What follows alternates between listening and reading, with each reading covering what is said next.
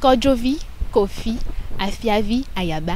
Oui, il y a 50 ans en arrière, vous entrez dans une maison béninoise, vous entendrez les parents appeler leurs enfants ainsi. Des prénoms qui résonnaient comme des marqueurs d'identité, de culture et de fierté. Aujourd'hui, dans la même maison, vous entendrez plutôt Muriel, Kevin ou Naomi. Que s'est-il passé? Sommes-nous en train de perdre une partie de notre identité à travers les prénoms que nous donnons à nos enfants? Bonsoir à toutes et à tous et bienvenue dans Micro Libre. Notre sujet du jour concerne chacun de nous, les prénoms endogènes. Malgré toute leur importance, toute leur valeur, sont-ils en train de disparaître? Pourquoi et comment les préserver? Avant d'aller plus loin, nous allons donner la parole à la population. Restez avec nous, vous allez voir, les avis sont aussi divers que surprenants.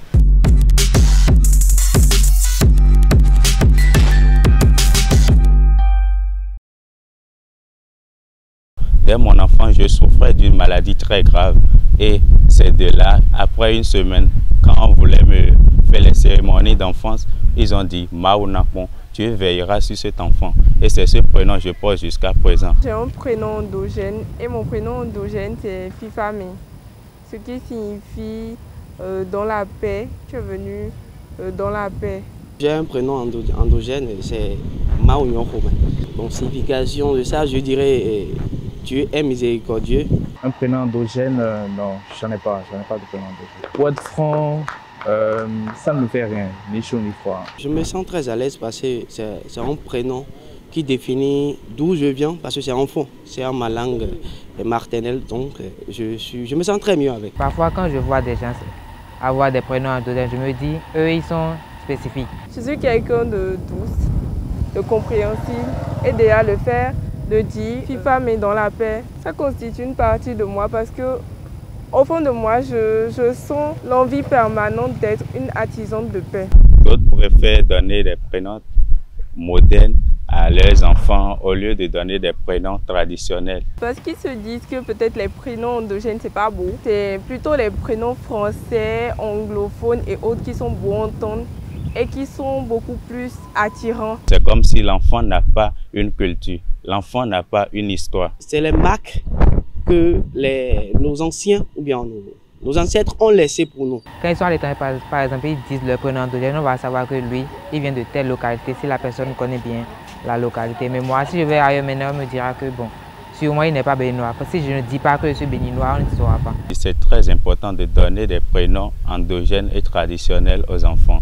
Ça leur rappelle leur enfance et ça leur rappelle l'histoire qui a mené les parents jusqu'à ce qu'ils ont donné ce prénom à l'enfant. Ça décrit notre identité. Partout où on passe, on sait que telle personne vient d'ici et ça marque un territoire. Par exemple, Aïcha, sûrement tu te diras, même si tu ne vois pas la personne, tu diras sûrement elle est musulmane.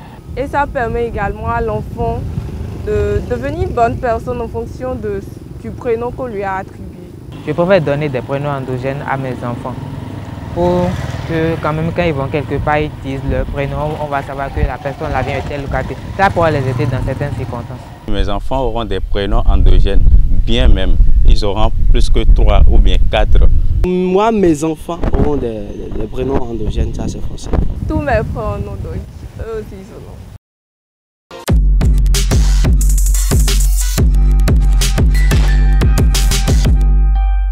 Merci à toutes ces personnes qui ont accepté de partager leur avis. Mais au-delà de ces réactions, il est important de comprendre ce que représentent nos prénoms endogènes. Justement, pour en parler, nous recevons aujourd'hui M. Yaovi Kakbobissé qui va nous éclairer sur l'importance identitaire, culturelle et pourquoi pas spirituelle de ces prénoms. Au Bénin, en langue B, on dit Niko. Ni qui signifie être et ko, répondre à ça. Donc, c'est ce à quoi chaque individu répond quand on l'appelle. Nos ancêtres nous ont légué un patrimoine culturelle riche en termes de noms et de prénoms. Chaque jour de la semaine a son prénom selon l'ère culturelle donnée. Lorsque je prends l'ère culturelle Adjatado, le lundi, c'est Kodjo. Le samedi, c'est Komla. Le jeudi, c'est Yaouda. Et on dit Yaouvi Ayaba. En dehors de ces prénoms liés au calendrier ancestral, il y a les prénoms qui disent ou décrivent les circonstances dans lesquelles les enfants sont nés ou le mariage a été célébré. Lorsque nous prenons quelqu'un qui, en territoire étranger, a pu se battre, construire une maison et a fait un enfant, il pourrait donner Djidemi. Djidemi, ce qui signifie j'ai confiance que tout ce que j'ai investi dans ce pays ne sera pas perdu.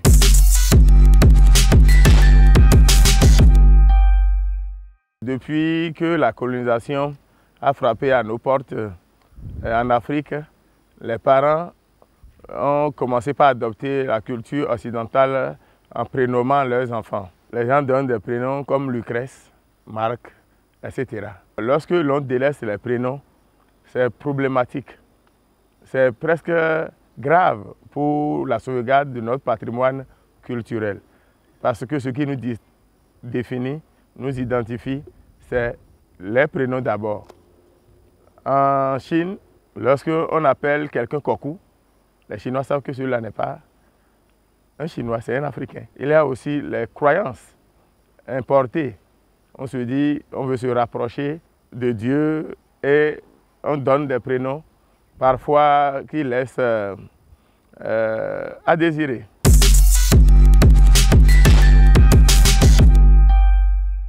Lorsque nous disons les prénoms endogènes, il ne faut pas choisir tous les prénoms des jeunes.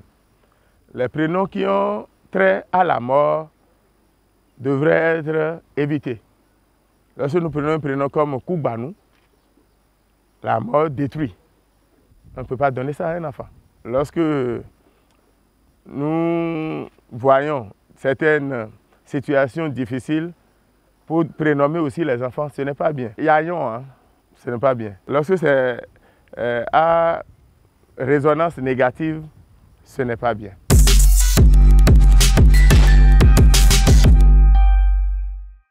Aujourd'hui, lorsque vous allez au village, les rythmes, la percussion, tam-tam, les chants anciens, ancestraux sont en train de disparaître. Et c'est très grave pour nous.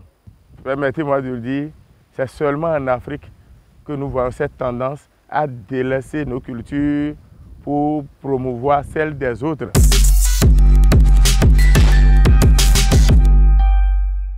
Nous demandons aux parents africains, béninois, de cesser de donner des prénoms qui ne signifient rien. Je n'ai pas l'auteur d'une thèse de doctorat en anglais qui a dit « Human beings' names are meaningless ». Les prénoms des humains n'ont pas de sens selon le contexte européen. Mais en Afrique, tous nos prénoms ont un sens. Si l'État pourrait faire mieux que ce qui se fait déjà, parce que nous savons qu'au Bénin, à travers les présidents Soglo, qui a tissé la première corde, et le président Talon, qui est venu tisser la nouvelle sur l'ancienne, à travers Vodou Days, à travers le 10 janvier. Désormais, les Béninois se sentent de plus en plus rapprochés de la chose culturelle autrefois diabolisée.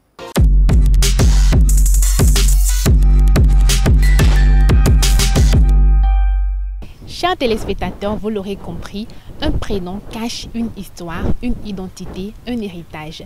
Les prénoms endogènes sont comme de petits morceaux d'histoire que nous transmettons de génération en génération. Alors oui, il est peut-être flatteur ou pratique de porter un prénom venu d'ailleurs, mais n'oublions pas que nos prénoms à nous disent d'où nous venons, qui nous sommes et ce que nous représentons. Et comme on le dit, un peuple qui perd ses valeurs perd son âme. Et vous, quel prénom portez-vous et que dit-il de vous? Merci à tous et à chacun de nous avoir suivis. Je vous donne rendez-vous la semaine prochaine pour un nouveau numéro. Bonne suite de soirée.